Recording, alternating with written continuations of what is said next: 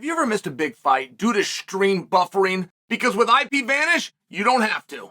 IPVanish offers high-speed encrypted connections to allow you to stream the fights from anywhere. IPVanish provides a secure environment for everyday internet activity, and yes, that includes your fight-watching activities. Once you establish a VPN connection, all of your online traffic passes through an encrypted tunnel, while your identifying IP address remains concealed. IPVanish combats buffering by automatically activating when internet traffic is detected. This maintains your high-speed browsing so you never miss a beat. Subscribe right now to IPVanish so you never miss out on the big fights. Things are moving quickly. I gotta start with that because when I sat down today, I was gonna tell you about the Conor situation, coming from the perspective of everything I've heard up until the moment I sat down. And you know what? It was all that the UFC had canceled the press conference. No further statement.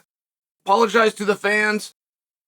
Out the door. So now we're going to guess and speculate. However, when I sat down, there's a new article that is saying Conor McGregor canceled, and Conor McGregor canceled all media that he currently has scheduled leading in to his fight at UFC 303. Okay.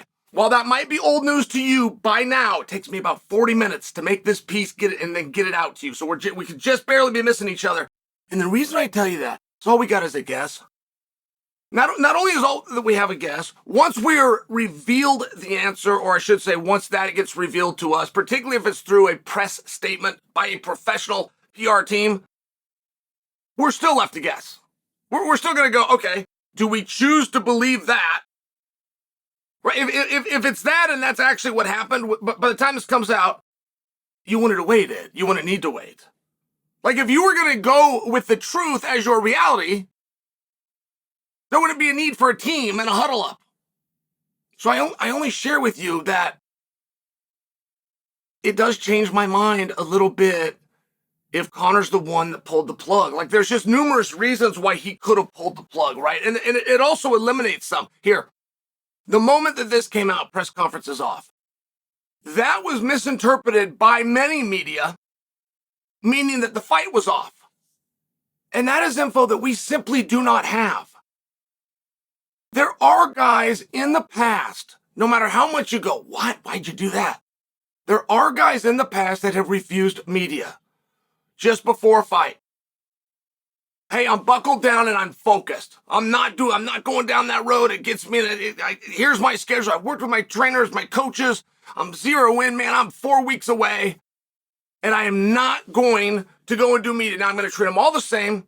Not going to be nice to our partners, ESPN, while not nice to the .com over here. I'm canceling you all. That would be a very hard bet to make for me. I mean, that just would be a really tough bet.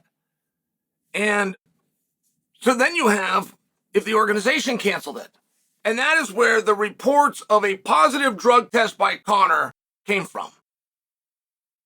That is not accurate, so you know. But before we speculate, if Conor, see, this is where this detail matters. If Conor is the one that canceled the press tour, it would eliminate you of even having to guess, of even throwing a guess up the wall that it was a positive drug test. That would be the organization canceling. Now, is the fight in jeopardy? Is the fight in jeopardy? If Conor is the one that canceled the press and media, I likely believe that's because the fight's together. Because he's focused and zeroing in on the fight. I also believe from a promotional standpoint, and this for sure is a guess, I personally would guess that they would rip that Band-Aid off, right? If they knew the presser was off and the fight was off, they'd drop them both to you. Oh, by the way, they'd do it in reverse order. They'd hit you with the worst news first and give you the bad news second. The very first fight is off. Way down in the little preview, obviously there's no presser, right? That's the way that would be presented, is my guess. I don't think the fight is in jeopardy. Or at least off. And with what limited information we have, the fact that Conor canceled all media. Not just the press conference. He canceled it all.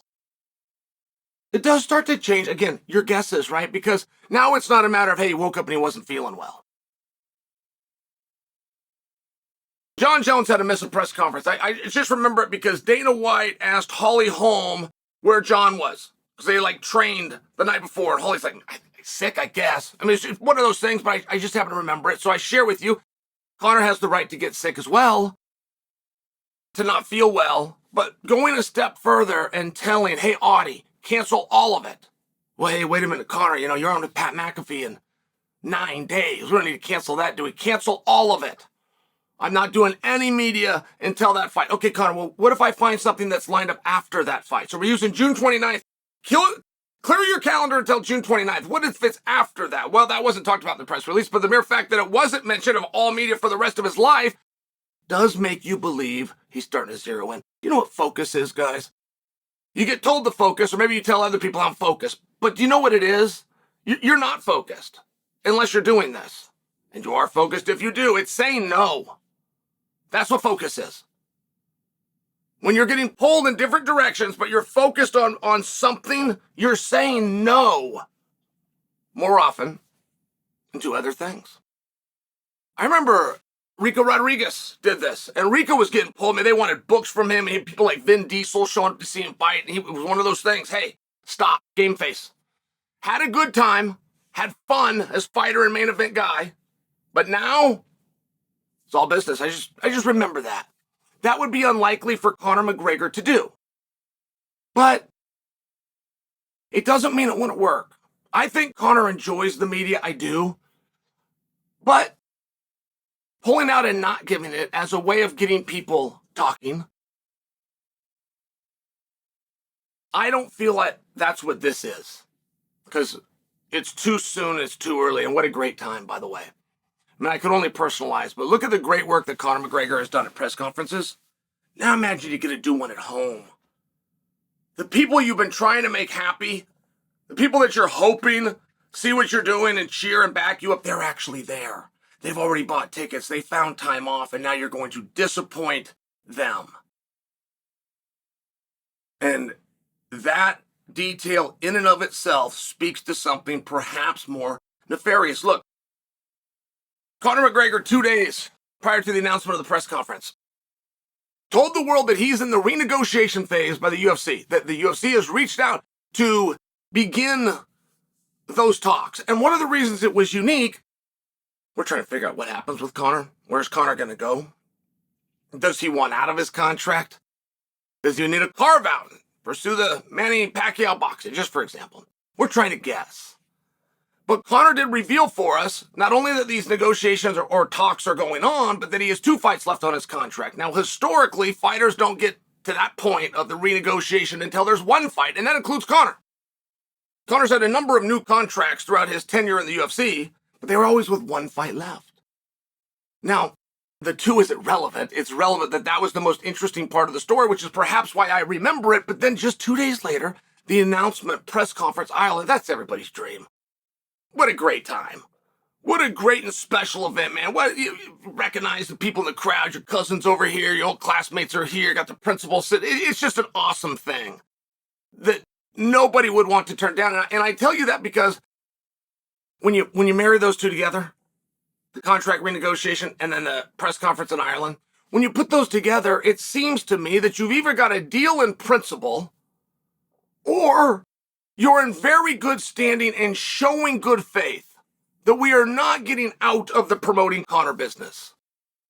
We're into promoting Conor, and it's very important, and the smart guys know this, most do not, but Conor qualifies as a smart guy.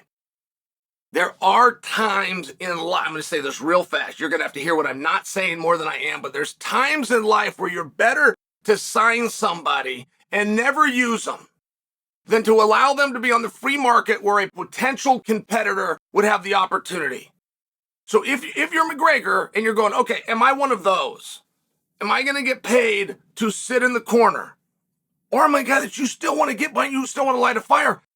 Coming out to Ireland and holding a press conference is incredibly good faith. So does that weigh in? Are those talks not going as well. Moreover, in front of everything, is that fight off?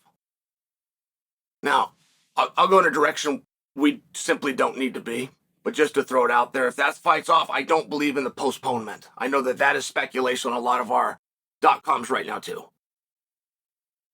I don't believe it gets postponed and the can gets kicked and we go and do it in November, Madison Square Garden, just by example. I think if that date doesn't work, looks in a different direction, that's a story for another time. But as for Conor and as for the presser, I'd love to give you guys a recap, but it did not take place.